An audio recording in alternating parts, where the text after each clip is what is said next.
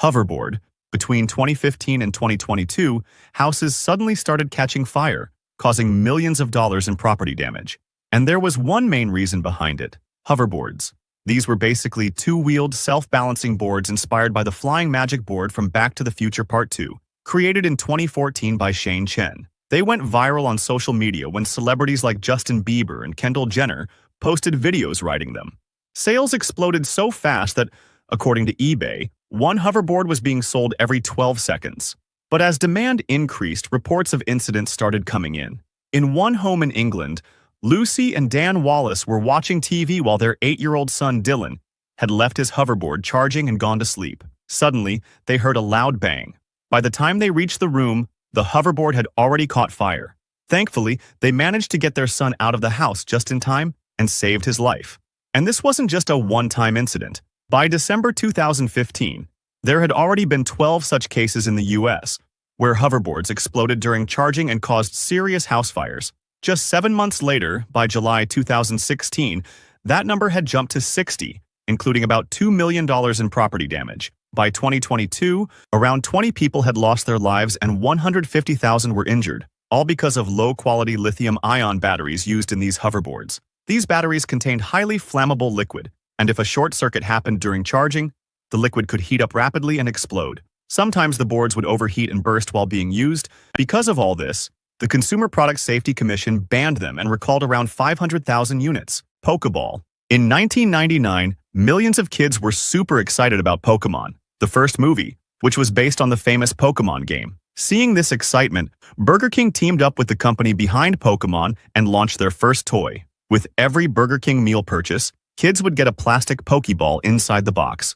When opened into two halves, it revealed a small Pokemon toy inside. In total, a set of 59 different toys was created, and around 25 million balls were distributed. But the real problem started when, in December 1999, a young child died because a part of the Pokeball got stuck in their mouth. The two halves of the Pokeball were large enough that if a child put them in their mouth while playing, they could get stuck and make it difficult to breathe. After this incident, the Consumer Product Safety Commission immediately demanded that Burger King recall all the Pokeballs, but Burger King initially refused. However, sometime later in Kansas, a similar incident happened again, where a part of the Pokeball got stuck on another child's face, but at the last moment, the father managed to remove it and saved the child's life. And finally, on December 27th, Burger King decided to recall all the Pokeballs. Austin Magic Pistol. In the late 1940s, a new futuristic pistol hit the market. It was normally designed to fire ping-pong balls like bullets, but when the trigger was pulled,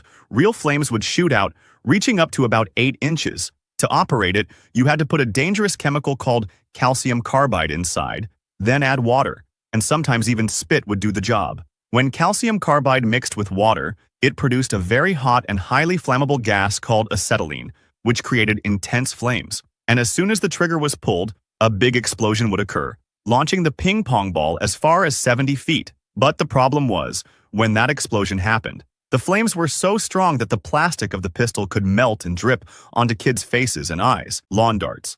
In the 1970s and 1980s, lawn darts were a super popular outdoor game. Kids would toss these heavy darts, trying to land them inside plastic rings placed on the ground. If the dart landed in the ring, the player scored a point. The darts were about 12 inches long and had sharp metal tips. When thrown with force, they'd stick straight into the ground, which honestly made the game feel pretty satisfying. But the reality behind it was much more dangerous. As soon as it hit the market, a 4-year-old child died. That same year, the Consumer Product Safety Commission tried to ban them, but the company challenged the decision in court. While the case dragged on, things only got worse. Between 1978 and 1986, around 6,100 people were rushed to the hospital.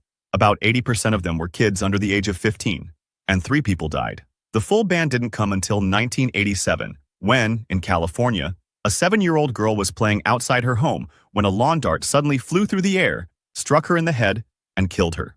After that, her father led a major campaign to get the product banned, and in 1988, lawn darts were finally banned across the United States. Slap bracelets. In 1983, a Wisconsin teacher named Stuart Anders created a bracelet called Slap Wrap, and as soon as it launched, sales skyrocketed. In just 3 months, the company sold 1 million bracelets, and they had already received another 5 million orders. This wasn't just a toy, It had become a full-on fashion trend. Kids would slap it onto their wrist to wear it, then straighten it out and use it over and over again. But the real problem started when counterfeit bracelets began flooding the market. The original bracelets were made with high-quality stainless steel with smooth, rounded edges, and were safely covered with strong layers of fabric, silicone, and plastic. Meanwhile, the fake ones used cheap materials, low-quality steel, and sharp edges. And the result, a 4-year-old child had their finger cut, a student needed 3 stitches on their hand, and some kids even started using them around their necks and other sensitive parts of their bodies. Within just 1 month, so many incidents were reported that the Consumer Product Safety Commission had to step in and ban them immediately. Wego Kites. In 2005, a company called Sport Stuff launched a large, sphere-shaped inflatable tube that could be attached to the back of a high-speed boat. As soon as it was pulled, it would lift up and start flying, almost like a parachute, giving people the feeling of soaring through the air. But the biggest problem was that there were no proper safety belts or measures for riders.